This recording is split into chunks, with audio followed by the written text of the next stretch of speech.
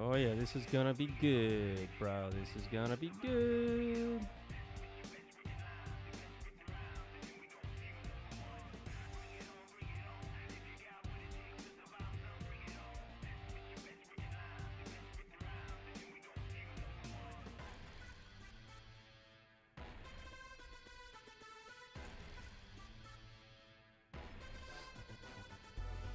Alright, so let's get this party started. Hollywood and... We're gonna be talking about Hollywood and video games, okay? In this live show, baby. And I'm really glad that I got the moving PNG, because, you know, in case you guys haven't noticed, I am a PNG tuber. And I like to have my little avatar at the bottom right-hand corner of the screen. Narrating the show with these little emotions. I always wanted to do it, and I finally found a way to do it. And this is like the first time I'm doing it live. So I'm really happy. I'm happy with what I've done. Okay? And I haven't done a live show since, I think, like, late November? No, like the middle of November, I think? Not quite sure. Alright, so right now I am at IndieWire.com, guys. IndieWire.com. Alright, so... the you know, the line between movies and the line between movies and video games are kind of blurring. And I remember back in the 90s, because I was born in 89, so you guys can probably tell how old I am. I was born in 89, and even back then, video games didn't really have much of a story. It was just pixels, you know, Super Mario, Sonic, Mega Man. They didn't really have like much of a story. You just there were levels, like level 1, you will be here. Level 2, you'll be here. Every level had a boss, you know, and that's how it was. But there was no story. And then in the late 90s. We got the PlayStation, finally. We got the PlayStation. I did not get to play Final Fantasy VII when it came out. I did play Crash Bandicoot, that was my game. But Final Fantasy VII was one of the first games to actually have story. Right? To actually have story. I think it was that, and I think before that was Final Fantasy VI, I think it was. With, you know, the one with Kefka, the freaking clown. So, and Final Fantasy VII was, you know, I mean, because Final Fantasy games have always had story, but Final Fantasy VII was one of the ones that pushed the boundaries of having somewhat realistic graphics. I mean, of course, you got the blocky polygons, right? But they used those. You know, that was one of the first time that we saw that, right? A game of that caliber. And back then people used to think, oh, these graphics are great. Until we got the PlayStation 2 and we got Final Fantasy X. Right? You know, the technology is always pushing the boundaries. So in video games didn't get that much respect. You know, people during that time, people still thought, okay, well, video games is responsible for crimes. You know, it's encouraging kids to commit crimes, especially when Grand Theft Auto came out. Oh my goodness.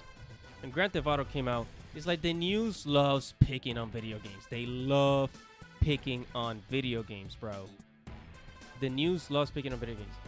And then but then something happened, because like in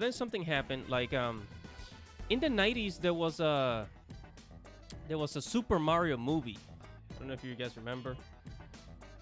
Super Mario live action movie, 1985, was it? No, 1993. Yeah, the Super Mario movie. So, you know, Hollywood tried to make a video game movie, right? They always because they have to take something popular and turn it into a film. It's either a book, you know, James and the Giant Peach, or a movie, you know, Super Mario, I remember there was a Double Dragon movie. I don't if anybody played Double Dragon for the Nintendo, the old Nintendo. You know, um, so Hollywood has had, you know, they've been trying to make, you know, video game movies for a long time. You know, since the 90s. There was a Double Dragon movie, the Super Mario movie, you know. The Mortal Kombat movie, which a lot of people talk shit about that movie, but for that time, for its time, I think it was actually good. It was a good movie. But people talk crap about it all the time. I still, you know, I still like I still think the very first Mortal Kombat movie was really good. With Scorpio and what's the Sub-Zero and Liu Kang, Johnny, what's it called? Johnny Quest, Johnny Cage. Yeah, Johnny Cage was it? I said Johnny Quest. That's a cartoon. And you know.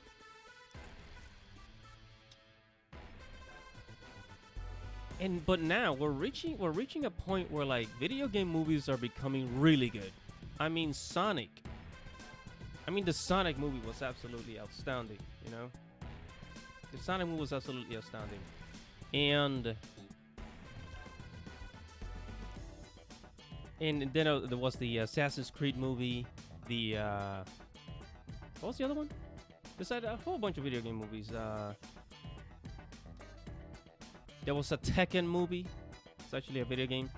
But there is a problem. There's a problem because, you know, a video game, the way that a story is told in a video game is different from the way that is told in a film. If you take, let's say, when you write a script for an original movie, let's say like James Cameron's Avatar or The Matrix or Star Wars, right? Those were all original ideas, right? It went from the brain, you know, from the brain to the paper. It became a script, right? So it's not like, oh, they took a book and then turned it into a movie, or a video game turned it into a movie. It's different. You know, telling a story in a video game is different because you have to think about how the player is going to be involved as a character, because you're playing as a character. You have to think about the gamer. So the story has to be told differently. And I'm just going to check on the chat real quick.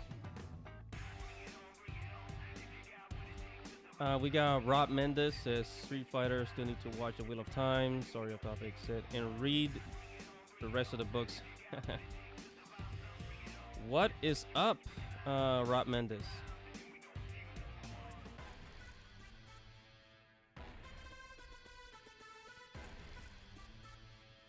Hollywood and video games. Okay, yeah. So I'm here at the Indie Wire, and let's go ahead and read what they have to say, because Hollywood is, you know, they're gonna get more and more involved with video games, because now video games tell a story. I mean, take a look at Kingdom Hearts, take a look at Final Fantasy, take a look, even something like Call of Duty has a story. The Last of Us, which is basically a movie game, you know, The Last of Us, very interactive. You know, you're in the shoes of the character. You put yourself in the shoes of the character. You are the character, you know? So now more than ever, Hollywood will be getting involved with video games. And I think now, you know, that they've made some mistake, you know, it's probably going to improve. They're probably going to improve upon it and make something that works. Now that we have the technology, if you watch the Sonic movies, you know, especially with things like what we've done with James Cameron's Avatar, Infinity War, Marvel's Avengers, you know, things of that nature, we have the technology. So Hollywood's going to become more involved into this. And I'm going to talk about Netflix getting into the video game industry in a moment, because Netflix, they kind of peaked. Now they're looking for more ways to profit.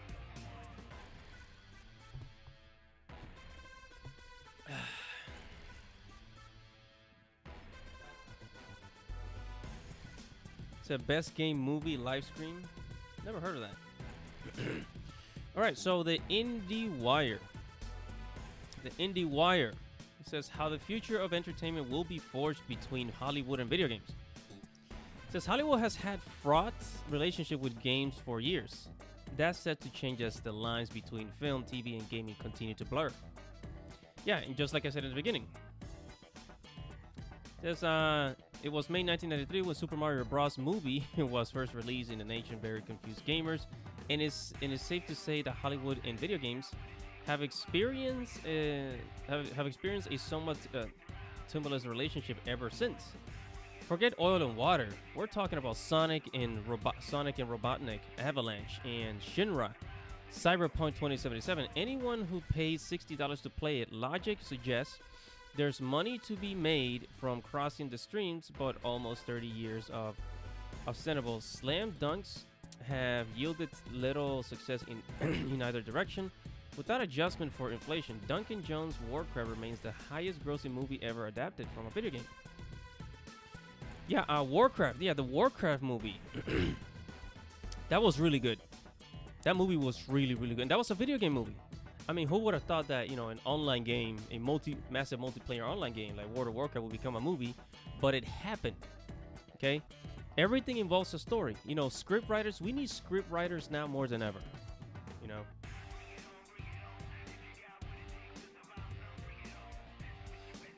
We need script writers now more than ever for movies, for video games, for TV shows. We're having a boom in entertainment. But unfortunately, there's still some problems, such as certain agendas out there. And I'm trying not to say too much because I don't want to get censored by YouTube. I try not to get censored to the best that I can, guys. It said, yeah, for all the friction between the respective industries, Hollywood and video games have never been on more dramatic collision course, nor have their respective futures ever appeared to be so intertwined. As film continues to fight for relevance in real estate, television networks, streaming platforms seem positioned to become the most viable bridge between these different forms. Okay, so let me. I just want to say something about that because, yeah, to translate this, what they're trying to say here is that before, in order to make a video game movie in Hollywood in the 80s, 90s, and early 2000s, they had to choose something that was super, super popular. Okay, super, super popular. And Mortal Kombat was a really popular movie. Really popular video game for the Super Nintendo, and that's why it got chosen for a movie. Same thing as Street Fighter was a movie. There was a Street Fighter movie. I mean, it was corny, but it happened.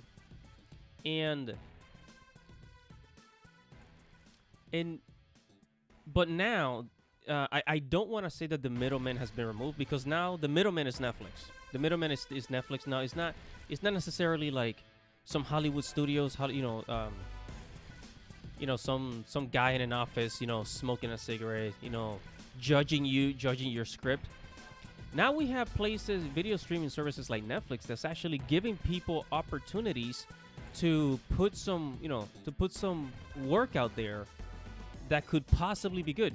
If it wasn't for, say what you will about Netflix, there's a lot of things I don't like about Netflix, like, the things that they did with Cuties and Big Mouth, the shows that they've allowed, very disturbing.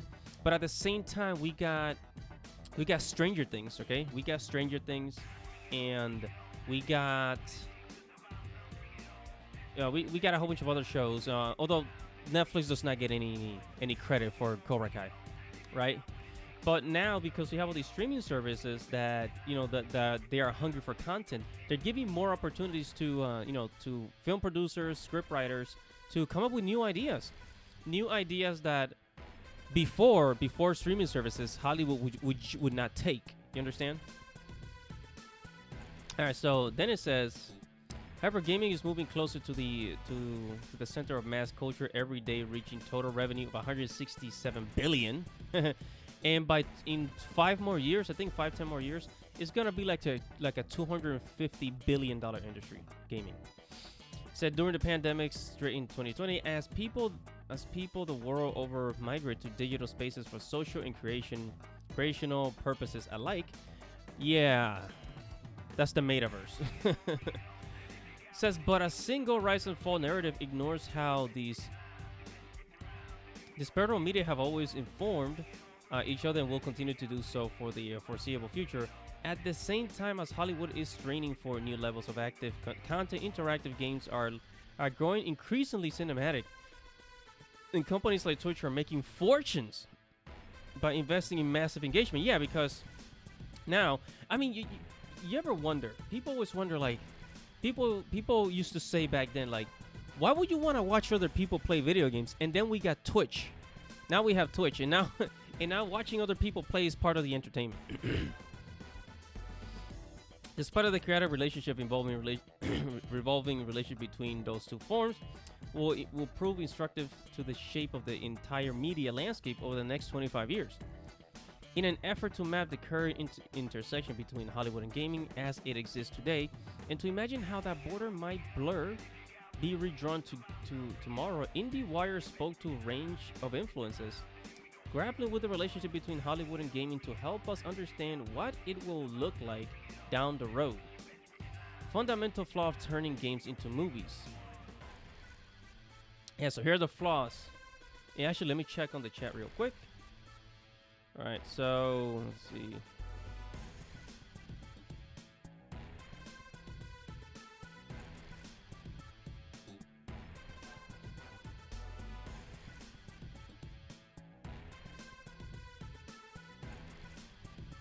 See, haven't been to a convention in a while. 2 years. Is that John Leguizamo? To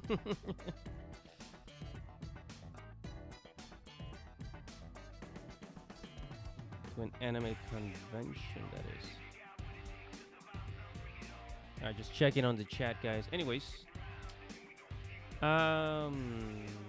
Where did I left off? Okay, yeah. So the relationship of video games. So the issue with Hollywood past adaptations with live action video games are myriad, but the biggest problem that has plagued such titles since the days of the Super Mario Bros. Is that the source material hasn't offered narratives strong enough to survive the loss of interactivity, according to the Polygon editor Chief Chris Plant. Says video game movies have been bad because they were based on things that literally didn't have stories. That is well said, yeah. See, and that's what I was trying to say, is that video games, especially back then in the 90s, they didn't really have a story. You know, Super Mario was just Super Mario. You played through levels and you beat the boss at the end. But there was no story, right? There was no story. And so Hollywood's trying to take that, something empty with no story, and turn it into something. But nowadays, you know, you need script writers for video games. So it's different now, very different. So it means nothing. I guess you could say. It says a plumber with no personality moves right. That's the story of the first 3 Super Mario games. It means nothing. I guess you could say. Well, actually, it's fundamentally about the Aristotelian tripartite structure, because he jumps up, hits something, and then comes down. But you have to squint pretty hard to see anything there. Oh man, I feel like he's talking in metaphors, but the point is... Hold on a second, guys.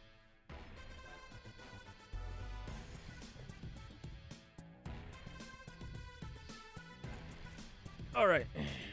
Now. So yeah, so technical involved in the 21st century. Alright, so... Alright, and then down here it goes on to say things are beginning to change from Sonic the Hedgehog 2 to Netflix Assassin's Creed series. Minecraft, there's gonna be a Minecraft movie. And a whole bunch of movies. It says, however, Hollywood past adaptations of video games were rarely headed by highly regarded directors and were often only marketed as mindless, pandering action flicks today. A-list directors and talent have signed up onto films and television adaptations with video games, many of which are based on titles that boast rich narratives and humor, such as Disco Elysium, Fallout. Exactly. In turn, Hollywood stars and celebrated writers have lent their talents to video games with increasing frequency in recent years. Guillermo del Toro, Mads Mikkelsen, Margaret Qualley, Norman. Yeah, so...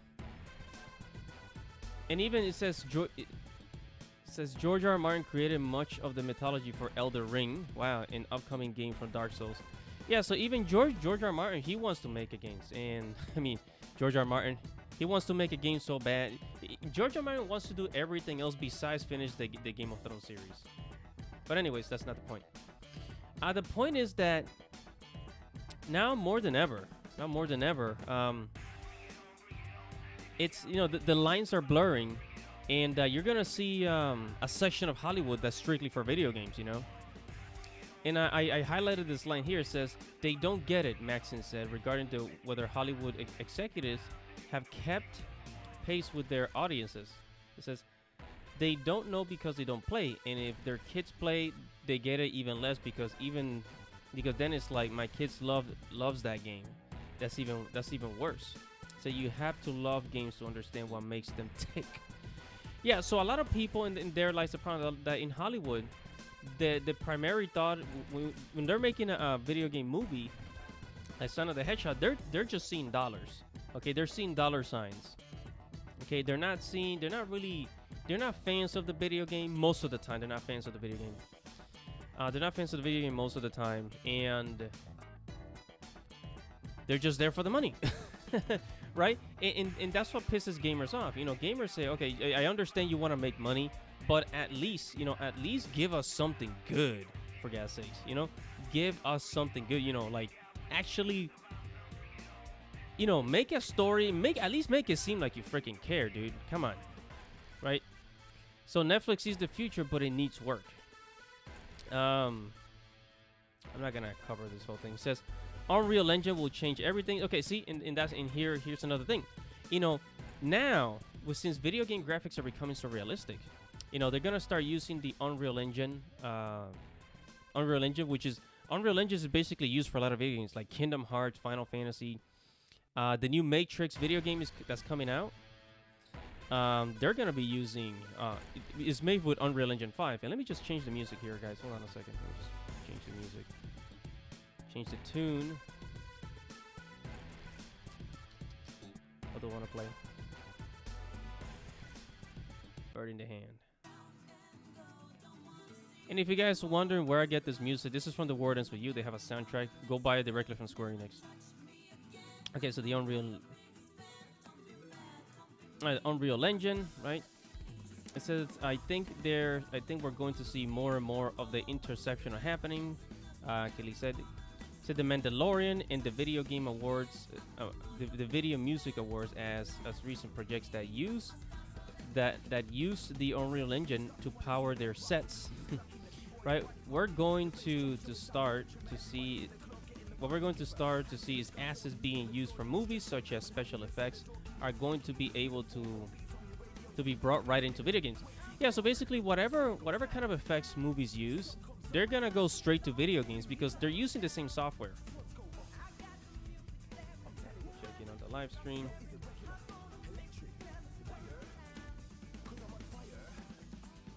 Nice, bro. Check it on the chat. All right. And now I want to talk about a director who's actually is interested in making video games, right? So Christopher Nolan is interested in adapting his films into video games.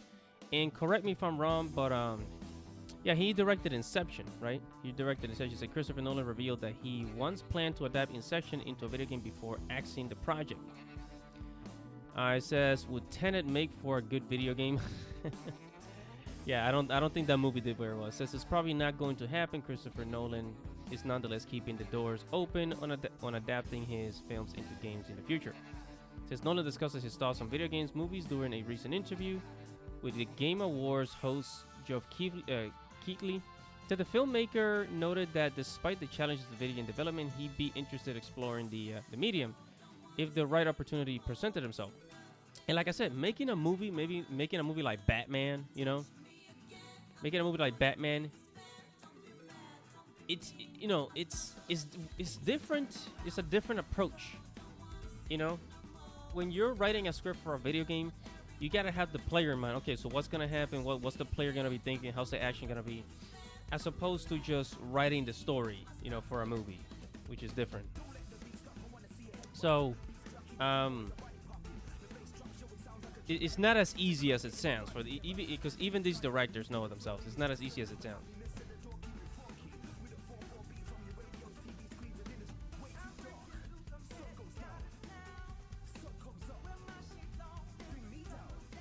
Because they have to understand what is it that makes a game what is it that makes a game so good is the involvement, being so involved, being so being you are the character. Like when you're playing The Last of Us or you're playing Final Fantasy, you are the main character, and that's the difference between watching a movie and playing a video game. Is the involvement, the level of involvement, engagement.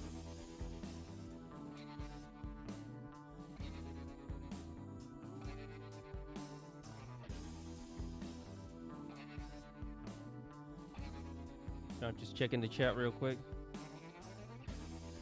All right, so then he goes on to say, Christopher Nolan says, making films is complicated and takes a long time. Making video games is even more complicated and takes even longer. Yes. That's what people don't understand, because video games, yeah, you have voice actors, but it's like it involves a lot of coding. Okay, you're because you're not. It's not like you have like, let's say like a makeup artist. You're creating 3D models in digital space, right? And it requires coding. You have software programmers programming these games, right? So it is technology. It's technology, being turned into a piece of artwork. So you kind of also have to know the technology side. So that's why it's even harder and takes even longer. And then he goes on to say the way video games industry works is really tough. You don't want to just be doing a licensed game to tying into something using the brand established by film. You don't want it to just draft off the brand. You want it to be something great on its own, since it's not something you ever take on lightly, but it's definitely something I'm interested in. Right, then he goes to Star, and actually here's an interview with him. Actually, let me go ahead and play that. Hold on a second. Go ahead and play that. Christopher Nolan. Rucker, since I'm involved, I'm not. Let me pause the music here. And play this again. This next question comes from Riley Rucker. Since I'm involved, I'm not surprised this question came up. Would you ever want one of your films to be adapted into a video game? And if so, which one? We've looked at some of them over the years. Inception, I think at one point there was. We did. We went fairly far down the road with it, but of course, what you realize is making films is complicated. Yeah, it takes a long time. Making video games is even more complicated and it takes even longer. Yeah. And the way the video game industry works, and you know far more about it than I do, but it's really tough to you don't want to just be doing a license game. You don't want to just be tying in with something right. and using the brand established by the film. Same way, actually, you don't when you do people do a video game adaptation to film yep. from a video game. You don't want it to just draft off the brand. You want it to be something great in its own right. And I think my time and energy, I've just wound up devoting it all to film and just seeing how difficult that is. It's not something you'd ever take on lightly, but it's definitely something I'm interested in. It's an amazing world. All right, you heard the man. Yeah, because the people that make video games, they actually love making video games. It's not just for the money. There's a certain joy in making a video. It's like a painter, a painter likes to create beautiful images. It's a passion it's not very robotic. It's not. In a lot of times, it's not. Creativity is not always logical. There's a certain emotion that's involved in it. So when you're when you're switching from making movies to making video games and telling a story with a video game, it's what these directors are forgetting is that they're forgetting about the gamer, the person with the controller that's going to put themselves in the shoes of the character. You understand? That really is the difference. So hopefully they can get that right. All right, and that's Christopher Nolan.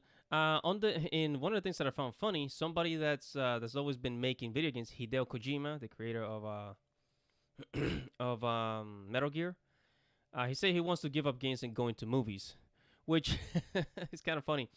And actually, it's gonna be easier for him because he already knows how to tell a story, but making a movie is actually much easier than making a video game. As Christopher Nolan said. So it's actually gonna get easier for Hideo Kojima. I mean, they're both complicated. Making a movie or a video game is they're both complicated, but making a video game takes much longer. However, making movies now with today's technology, with the green screen effect, all the special effects, and all this, all this technology that we have now, is become much more easier to make movies. Actually, and a lot of times it's become more affordable. So Hideo Kojima wants to make movies now. I'm almost done with the stream. Said Hollywood needs video games for the future. No, what did I want to say? Okay, yeah, Netflix is getting into video games. Yeah, this is what I wanted to talk about.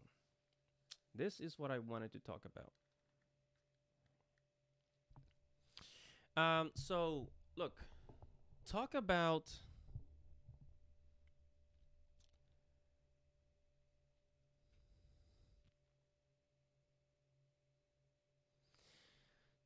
a platform that put Blockbuster out of business. Netflix. Who better knows? Excuse me, guys. Now, let me check on the chat real quick. Said, okay, so Rob Mendes in the chat said, is it just as easy for you to put yourself in the movie as it's ever been? For me, I could do that a little better when I was younger. I remember watching movies. Yeah, it says I'm going crazy in acting as if I was going to the guy. Wickeder than thou. I think most people do that to some extent. So you guys got it.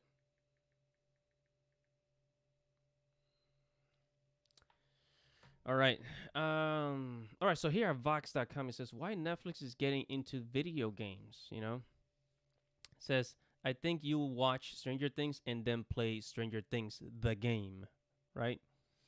And personally, guys, I'm just going to tell you straight up. Personally, there is something about me. I don't like movie games, okay? I do not like movie games. Okay, I think movie games, I remember when The Matrix came out, and then like for the PlayStation 2, there was a game that came out for the PlayStation 2 of the Matrix, and I didn't like it. I don't like it when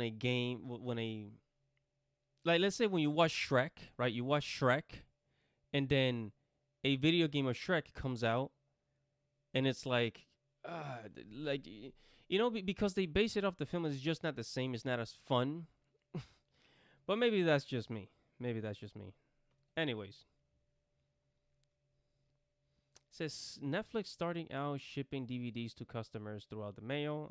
Then it started streaming other people's movies and TV shows. Then it started making its own movies and TV shows. Next, video games, right? So they peak. Netflix knows that they peaked, okay? Because they went from video rental to streaming to making their own original movies. They did all this in a span of 10 years. Within a span of 10 years, Netflix changed the entertainment industry. Literally.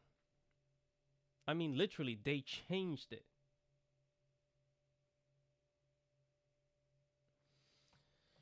They changed it within 10 years. Imagine that. And after Netflix came, then everybody started copying. Then there was Hulu. Then there was Disney Plus. Then there was HBO Now. Then there was now we have everything is Plus. Paramount Plus. Well, there's Peacock, but is there an AMC Plus? I think there's an AMC Plus. Everything is a subscription service now. But the problem is that it's not sustainable, and that is why Netflix is going from movies and TV shows to video games, because video games, that's where the real money's at. Although, and again, a video game subscription service, is that what, if that's what Netflix is planning, then I mean, I don't think they're gonna do that great, because we've seen, Google Stadia, Amazon Luna, these video game subscriptions, they haven't been doing very well, right? They haven't been taken very well. So, or maybe it will change in the future. I mean, this is just the beginning. But eventually, everything's becoming a subscription service, right? And the problem with subscription services, because it has to do with the amount of people that are subscribed to your platform. Okay, it has to do with the amount of people that is subscribed to your platform. Like, you reach a certain level. Like, how many subscribers does Netflix have? Netflix subscriber count. Right, so Netflix added in the U.S. 74 million U.S. subscribers. I think America is Netflix's biggest subscriber count. Subscriber count by country.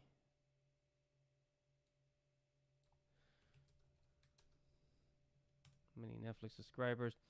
So Netflix has over 209 million global paid subscribers. And by the way, that's millions, not billions. Keep that in mind, because there's what, like 6-7 billion people on the planet, and they've only served certain countries. So they're only reaching the people that have internet access and that can actually afford it, depending on where you live. And so, I mean, until like more people around the world have reliable internet connection, because there's countries that still don't have reliable internet connection, like certain African countries. I know in the Philippines there's certain areas where you go, internet connection is just it's rough, right? It's rough. It's difficult.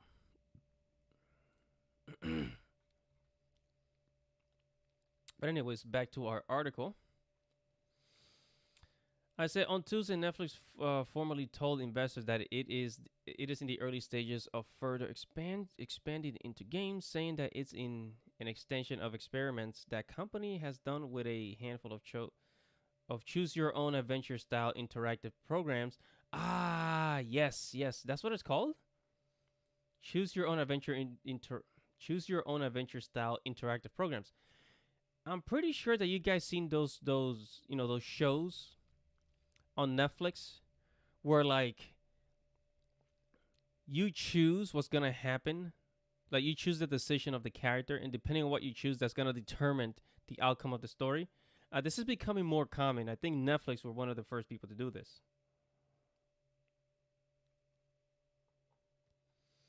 Oh yes, and then Wickeder Than Thou said a lot of accounts have multiple users. Yeah, so they might have 200 million registered users, but really there's like twice the amount, or like probably like over 300 million, 400 million people that are, many people watching one account.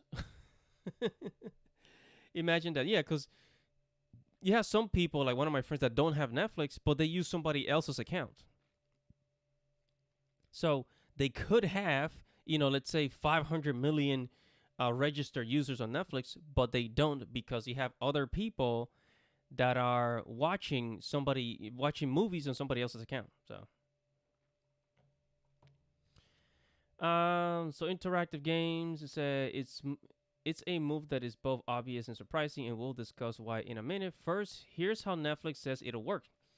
It says the games will be bundled for free into Netflix main app, and for the time being will be primarily meant to be played on mobile devices, though they may eventually migrate to TVs. It said the company thinks some of its games will connect in some way to Netflix own franchises. You can definitely imagine a Stranger Things game, though probably not a sex life one. Uh, but it may also license existing games and brands. So basically, they're gonna make more of these games. So see, the world of gaming is going to evolve. For example, Netflix is using this storytelling mode, where like, you have basically live action games. This is what I like to call live action games, where like you have, let's say, Will Smith. You have Will Smith, telling a story in a movie, right? But then it's like in the screen, it's gonna give you options as to what decisions you want Will Smith to take, and depending on those decisions, that's gonna determine the outcome. Okay, we're gonna see more of this, and I haven't seen anybody else do this. I haven't seen anybody else. Only Netflix is doing this right now, right? Only Netflix. I haven't seen Hulu, Disney, nobody else do these kinds of live action games, live action video games. That's what I'm calling it. I'm gonna call it that. That's what I'm gonna call it.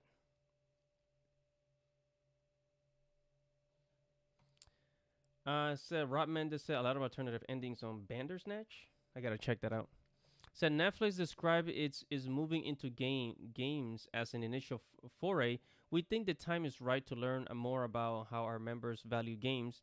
The company said in its quarterly earnings release, but also said that it expects to be in gaming for the long haul. This is a core part of the subscription offering. Greg Peters, the company chief operating said, says the company thinks the main value of its games will be in keeping existing subscribers more engaged in the Netflix app, and thus less likely to unsubscribe. The games could also, in theory, help drive new subscriptions. Says if you have paid attention to Netflix over the years, you have seen this move coming. Netflix executives, starting CEO Reed Hastings, have mused for years about the fact that games are a major source of competition for Netflix users' time and money. Says more concrete, the information reportedly earlier this spring that the company has considered offering a bundle of games to subscribers similar to the ones Apple offers via its Apple Arcade service. And last week, Bloomberg reported that Netflix had hired an executive to run its upcoming game service. I heard this from Finn McKenty. If you guys ever watched the Punk Rock NBA, I suggest. Hold on. Punk Rock NBA. Yeah, the Punk Rock NBA. He talked about this before, where like, he talks about music. This is not movies, guys. This is not movies or TV show. This is music, right? So, he talked about why is it that the music industry has changed? Why, a lot of people have switched from listening to certain music, and that the music industry is not. I mean, I don't want to say that it's not as big, but he said that now. He said that now. You have let's say back then in the 2000s, in the 90s, in the 80s, some people listen to music purely for entertainment. Even if they really weren't into a certain music band or rock band group, right? Music was entertainment. And so, but now music is competing with the video game industry, is competing with movies, is competing with other forms of entertainment, mainly with movies and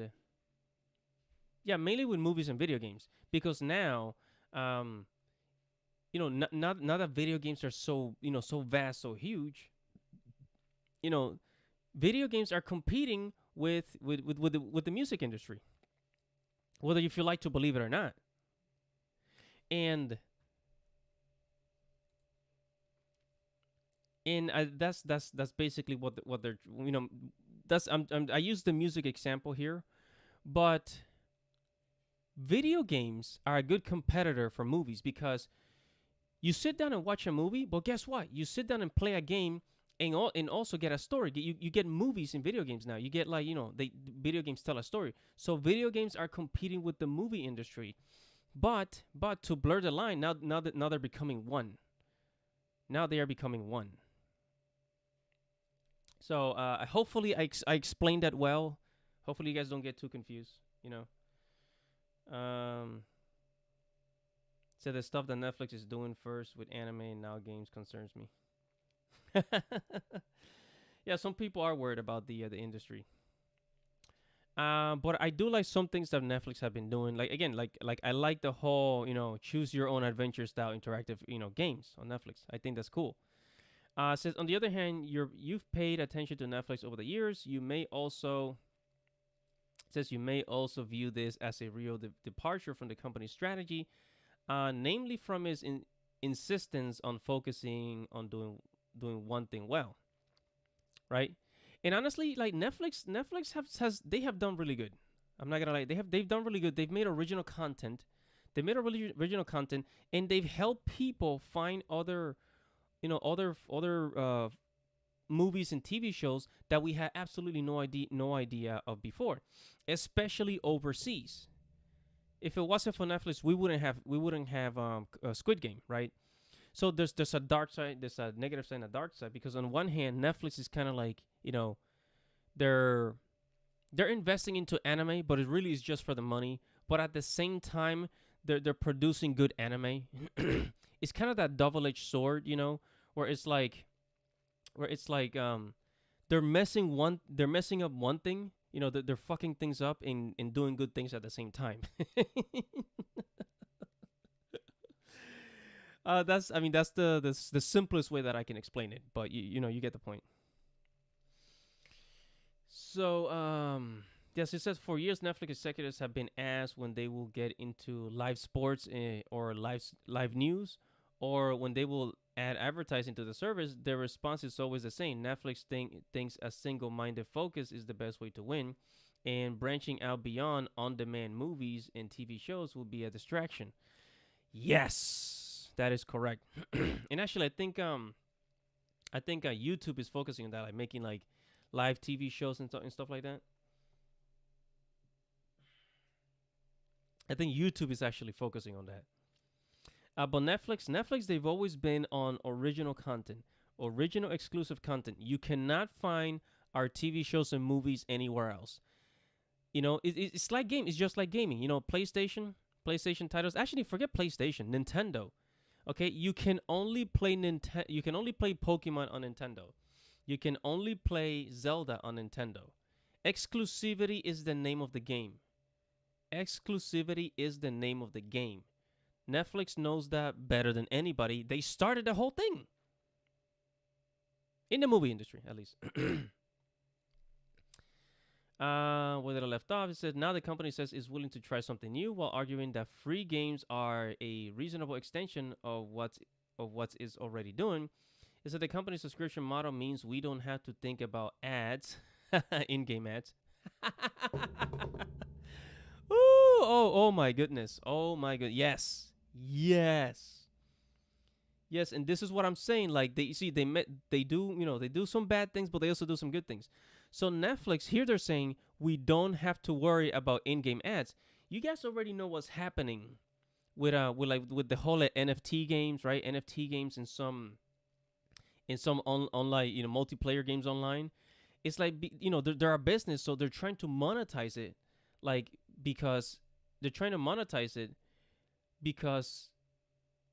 it's a free game. Like think of Fortnite, for example. Fortnite is a free game, so they gotta monetize it somehow. It's not just with like the in-game purchases, but also with like now they're gonna start probably posting ads, and this is gonna happen to a lot of like online games. And actually, if you guys want to know more about this, read Ready Player One. Okay, you can watch the movie of Ready Player One, but I actually recommend that you guys read the book. Read the book Ready Player One. When Wade, when he faced off against Sorrento, this was one of the things that they were planning to do with the Oasis. So check that out. So it says, oh my god, where did I left off? No. Oh yeah, it says the company's willing to try new things. and that free games are reasonable extension. That was already the company subscription model means we don't have to think about ads, in-game ads. So we don't have to think about in-game purchases or other monetizations. We don't have to think about per title purchases. Good. Says yes, Netflix allows it. Doesn't really know anything about making or hosting video games, but it says it didn't know anything about making its own content when it agreed to make House of Cards. It says, and that has worked out fine since. But that seems like a stretch. When Netflix tells a story about its first move into original content, it said that it thought its customers would like House of Cards because it knew its customers like other dark political soap operas. And while Netflix didn't know anything about making shows when it started in 10 years ago, it didn't really have to know that. It simply paid David Fincher, Kevin Spacey, in a production company media rights capital to make the show, and then it streamed it to the customers the same way it streamed other shows and movies. It already said, yeah, because. And that's when they say, okay, original content is the name of the game, because they're paying, they have to pay copyrights, right? They have to pay the license to be able to play those movies and shows on their platform. So it was just a better idea to create their own shows. Netflix has been doing. They even done like cooking shows. They've done cooking shows. They've done documentaries. They've done a whole bunch of stuff. From TV shows, movies, document, everything. Original content is the name of the game. And now original games on their platform, that's where it's going to be at. And when cloud gaming takes place, since we have Google Stadia, we have Google Stadia, Amazon Luna, and a whole bunch of other like video streaming, like gaming streaming services like Google Stadia. They're going to start making original games that you can only play on their platform. Okay? Because how else are they supposed to keep you on the platform if you can find the same game somewhere else, I mean, like if Beastars was on Disney Plus, I will subscribe to Disney Plus instead of Netflix. Anyways, all right, so I think that's it. All right, so anything else that I wanted to talk about? Cowboy Bebop canceled, of course it was. Games Radar. All right, so I'm gonna check the chat real quick.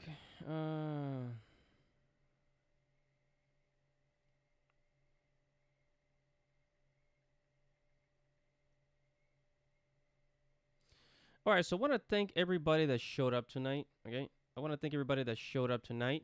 Thank you so much for being here. This is kind of like, I think it's like almost an hour stream, and it's gonna be it for tonight, guys. I got some stuff I gotta do. I will be streaming again this weekend. I'm gonna be streaming Final Fantasy VII Remake Integrated right here on YouTube. So if you want to join me on that.